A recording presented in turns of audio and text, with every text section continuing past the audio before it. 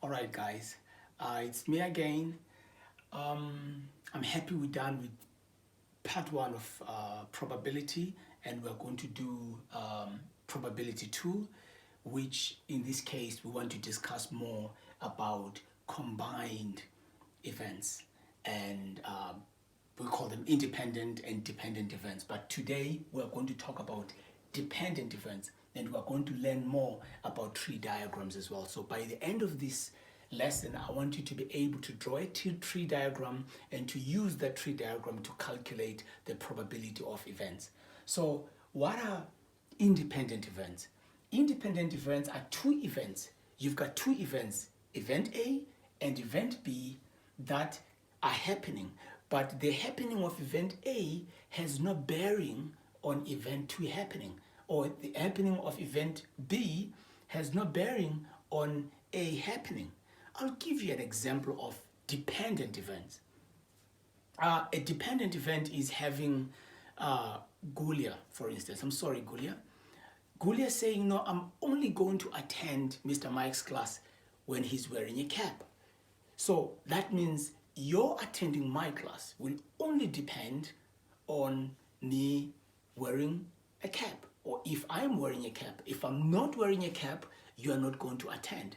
So your attending my class is dependent on whether or not I am wearing a cap. So that is a dependent event. What about independent event? Independent event is having Aziz passing mathematics and passing or failing physics. Okay, he's writing 2 exams. Whether he's going to pass or fail both of them doesn't have bearing on each other. He can fail physics and pass maths, or pass maths and fail physics. So one does not depend on each other. Do you get what I'm trying to say? So let's get to the example. It's a beautiful example. Okay, so we say if event A and B are dependent events, so that means you have A and B happening at the same time. So if you have A and B happening at the same time, so you've got the probability of A, that's how we calculate it. Probability of A times the probability of B. So let's make an example. Example 1 is if you have $1 and a 3-sided spinner. If you spin your spinner and you toss $1, so whether you are going to get a head and a tail doesn't tell you much about you getting a 1, a 2, and a 3. So these are independent event. Okay, if then they are tossed, or if you toss a coin and spin this 3-sided spinner, find the probability of getting a head and on a coin and getting a 2 on a spinner. All right, let's go ahead.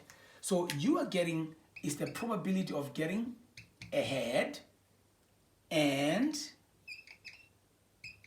the probability of getting what? Or let's just write it like this from the start.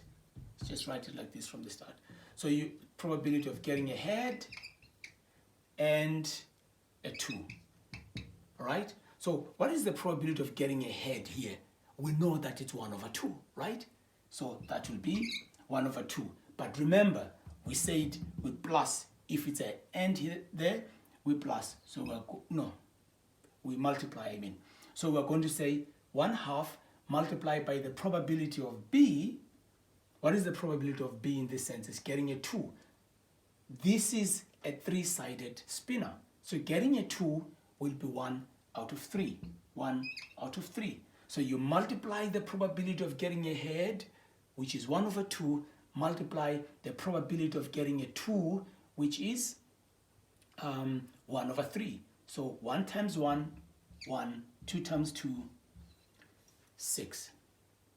I'll make the second example in the next video.